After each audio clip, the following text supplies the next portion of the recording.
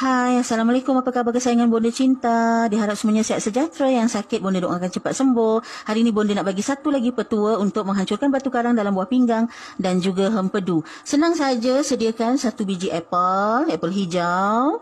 Buang kulit. Tak nak buang kulit pun boleh, tapi basuh bersih-bersih. Pegaga, daun pegaga ambil dalam satu cekak.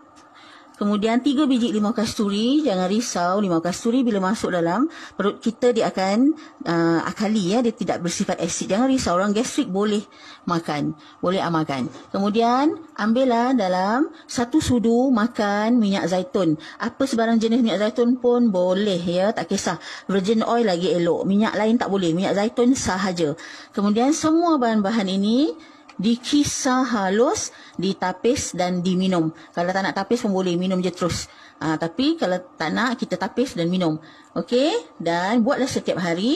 Kalau tak nak buat setiap hari, seminggu 3 kali pun boleh. Selanglah 2 atau 1 hari.